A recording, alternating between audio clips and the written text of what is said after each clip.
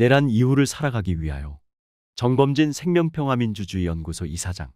대한민국 21대 대통령 선거가 시작되었다. 주요 정당과 사회 세력들은 저마다의 주장을 내걸고 본격적인 경쟁에 나섰다. 후보들의 출마 선언과 공약집을 살펴보지만 눈에 들어오는 것은 별로 없다. 물론 민주당이나 민주노동당 후보가 더 충실한 내용으로 임하고 있다는 것은 분명하다. 집권이 유력한 민주당은 중산층이나 기득권층을 안심시키기 위한 전략의 방점이 찍혀 있고, 민주노동당은 성장보다는 분배, 생산대중과 여성, 소수자에 대한 평등과 권리 보호에 주력한다. 하지만 편을 가르고 나 아닌 타자를 배제하며 성장을 약속하면서 욕망을 부추기고 그 욕망에 편승하는 것은 큰 차이가 없다. 이번 선거의 가장 분명한 전선은 내란 세력에 대한 척결 단죄 여부이다. 내란 정당 국민의힘 김문수 후보의 계엄과 내란 수괴 윤석열에 대한 어정쩡한 태도는 논할 가치가 없다. 김문수를 제외하고 다른 정당들의 내란 세력 단죄 주장은 목소리에 높고 낮음은 있지만 한 목소리로 봐도 무방하다. 그런데 과연 내란 세력은 어디까지를 말하는 것일까? 그리고 그 내란 세력은 척결이 가능할까? 일제강점기를 지나고 해방 이후에도 단죄되지 않은 친일 기득권 세력이 친미, 친독재 세력으로 살아남아 더 강고한 형태로 자리를 잡고 있는 현실에서 그것이 가능한 발상인가? 이번 쿠데타 과정에서도 진압되는 것처럼 보였던 내란 세력은 고비고비마다 메두사의 머리를 내밀고 다시 등장했다. 물론 그때마다 광장의 시민들이 이들을 제압했지만 우리는 여전히 불안한 시선을 거두지 못한다. 2025년 5월 21대 대통령 선거를 치르는 대한민국 공동체는 미래에도 지속 가능한가? 국책연구기관 한국개발연구원은 주요 경제 전망기관 중 처음으로 올해 한국 경제가 0%대 성장에 머물 것으로 예상했다. 내수 부진에다 도널드 트럼프 미국 행정부의 관세 정책으로 수출이 큰 폭으로 감소할 수 있다는 이유에서다. KDI는 미국이 한국에 부과하는 관세 수준이 더 오를 경우 성장률이 더 떨어질 수 있다고 전망했다. 취업자 수 증가 폭은 작년 16만 명에서 올해 9만 명, 내년 7만 명 수준으로 축소될 것이라 한다. 2025년 한국 경제의 잠재 성장률은 1%대 후반으로 추정하고 2040년대에는 잠재 성장률이 0% 안팎까지 하락할 것이라고 전망했다. 성장이 멈춘다고 우리 삶이 풍요롭지 않거나 불행해지는 것은 아니다. 하지만 경제 성장률 외 많은 지표가 대한민국 공동체가 지속 가능성의 위기에 처해 있음을 보여주고 있다. 특히 인구는 2020년 5,183만 명을 정점으로 2072년 3,622만 명으로 감소하고 65세 이상의 고령 인구 비중도 2025년 현재 20.3%에서 2072년에는 47.7%로 늘어날 전망이다. KOSIS 인구 상황판. 삶의 만족도와 밀접한 관계에 있는 자살률은 수십 년째 세계 최고 수준이다. 10만 명당 27.3명으로 OECD 평균의 2배에 달한다. 모든 연령층에서 자살률은 증가 추세이며 특히 노년층의 자살률이 높다. 많은 전문가는 이를 궁핍 때문으로 진단한다.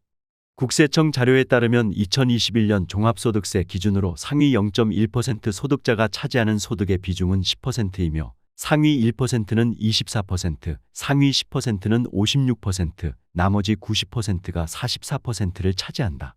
기후위기는 더 자주 극한 강도로 찾아오고 한반도를 사람이 살아갈 수 없는 땅으로 만들고 있다. 전국 228개 시군구 중 121곳이 소멸 위험 지역이다. 대한민국 공동체가 지구상에서 지워지고 있는 것이다. 스마트시티, 컴팩트시티, 디지털시티. 불리는 이름이 무엇이건 지방도시의 소멸은 현재 진행형이다. 다시 대통령 선거 국면으로 되돌아가보자. 누구를 막론하고 사라져가는 대한민국 공동체에 대한 근본적 진단이 있는가? 내란을 진압하고 이들을 척결하면 대한민국 공동체가 되살아날 수 있는가? 대한민국 공동체 구성원을 상대로 총부리를 겨눈 내란 수괴와 그 잔당들은 그에 합당한 처벌과 단죄를 받아야 하고 응당 그렇게 될 것이다. 그러나 그 괴물을 잉태한 대한민국 공동체의 구조적 문제점을 해결하지 못한다면 우리는 언제든지 또다시 이러한 사태에 직면하게 될 것이며 그 후과는 지금보다 훨씬 더 참혹할 것이다. 집권이 유력하지만 안타깝게도 민주당과 이재명 후보가 희망 고문을 넘어 이러한 과제를 해결할 의지와 능력이 있다는 믿음을 주고 있지 못하다. 지금의 위기는 무엇으로부터 연유하는가? 무한한 탐욕을 추구하는 자본주의, 불평등한 국제질서, 청산되지 못한 과거와 기득권 세력의 강고함이 다 이유가 될 수 있을 것이다. 오늘날 인류가 도달한 자본주의는 물질적 풍요를 지고지순의 가치로 추앙하며 나머지 모든 것을 수단화했다. 그러나 그렇게 만들어진 풍요는 결코 채워지지도 분배되지도 않았으며 인간은 물론 비인간 자연 모두를 맷돌에 갈아 넣었다. 자본주의는 시스템은 손대지 않고 오히려 가속으로 위기를 모면해왔다.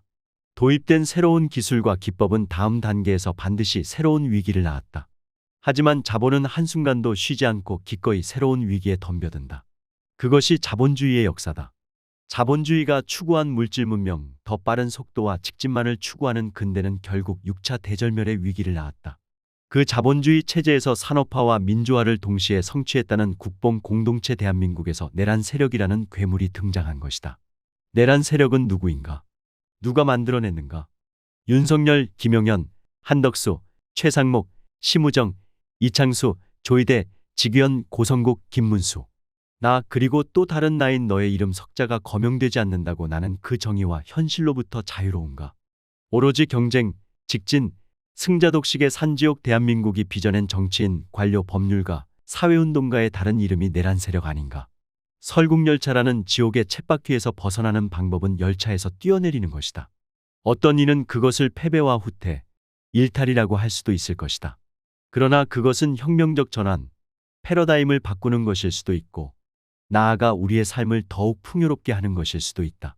지금까지의 관성 즉 삶의 가치관이나 목표, 생활 스타일을 근본적으로 바꾸지 않는 한 우리에게 파국은 예정된 것이다. 많은 사람이 이러한 불안을 인지하고 안고 살아가지만 기본 방식을 바꾸지 못한다. 관성의 역학에서 벗어나지 못하고 있다. 지성이 관성을 이기기 위해서는 현실을 직시해야 한다. 더 이상의 인구 증가, 더 이상의 경제 성장이 불가능할 때 우리는 새롭게 사고하고 새로운 길을 가야 한다. 지구 공동체는 기존 방식으로는 더 이상 유지될 수 없다고 인류에게 경고한 지 오래고 눈 밝은 많은 이들은 이를 설파했다. 인구 증가와 경제 성장을 근대의 상징으로 이해할 때 근대의 극복은 이미 이뤄졌고 벗어났는지도 모른다. 그런데도 우리는 욕망의 공동체, 성장하는 대한민국을 외치고 있다. 승리가 아닌 패배, 전진이 아닌 후퇴, 경쟁이 아닌 협력, 독점이 아닌 공유, 배제가 아닌 공존, 상호부조, 호혜와 협력의 가치를 전면에 세워야 한다. 승자는 대한민국 공동체를 향해 총부리를 겨눴지만 패자는 오늘의 대한민국 공동체를 지켜내고 있다. 대한민국 공동체를 생명평화적으로 재구성한다는 것은 여기에서부터 다시 시작하는 것이다. 그것이 내란을 진압하고 내란 세력을 잉태한 구조를 허무는 첫걸음이다. 누군가 이 시대 희망을 이야기하는 자는 사기꾼이고 절망을 이야기하는 자는 개자식이라고 말했다. 우리는 언제나 절망과 희망 사이 현실에서 살아간다. 패배와 후퇴는 뒤로 되돌아가는 것이 아니다. 문제의 원인을 근원에서 살피고 직진과 속도 추구만으로 해결할 수 없었던 다양한 해법들을 찾는 과정이다. 오늘날 우리가 직면하고 있는 대한민국 공동체의 위기는 총체적이고 복합적 위기다. 이 위기가 이른 시간 내에 단순 명쾌한 방법으로 해결될 수 없음을 이야기한다. 또한 너의 문제이자 나의 문제임을 말해준다. 해법을 찾는 과정은 지난할 것이며 많은 인내와 공동체적 지혜를 요구할 것이다. 내란 세력 척결, 경제성장 구호만으로는 절대로 이 위기를 헤쳐나갈 수 없다. 배제를 정당화하고 욕망을 부추기는 정치로는 아무것도 해결할 수 없다. 보수와 진보를 막론하고 권력을 쥐려고 하는 자는 다수의 지지를 얻기 위해 적대감을 부추기고 무지라는 기초 위에 거짓을 재료로 성곽을 쌓는다. 트럼프 지지자의 미국 의회 난입과 윤석열 지지자의 서부지법 폭동은 그 결과물이다. 악의적 선동에 노출된 대중의 정치적 무지에 더해 나 자신이 그 배제의 정치 구조를 만들고 그 욕망의 가치관 구현을 위해 달려왔다는 현실을 인정해야 한다. 진보를 목표로 하지 말자. 성장을 목표로 하지 말자. 자연에는 진보가 없다. 자연은 진보라는 가치를 위해 전쟁을 하지도 않는다. 성장을 하지 말자는 이야기는 경제활동을 하지 않고 굶어 죽자는 이야기가 아니다. 양적 확대는 지금으로도 충분하다. 지구촌에서 식량이 부족해서 사람들이 굶어 죽고 날마다 전쟁을 하는가? 규모를 키우지 않고 사람과 돈, 시간을 골고루 나누고 서로를 돌보면 된다. 양보다 질을, 개발보다 보전을, 신설보다 유지를 중시하는 사고로 전환해야 한다. 진보와 성장을 향한 끝없는 갈망에서 우리 자신을 해방시키고 자유로워져야 한다. 그러나 대한민국 21대 대통령 선거는 아직 그 모습을 보여주지 못하고 있다. 연명을 이유로 그 욕망의 구조를 벗어던지지 못하는 나 자신 또한 그러하다. 고통스러운 시간은 오랫동안 지속될 것이다. 아니, 우리는 이 고통에서 영원히 벗어나지 못할 수도 있다.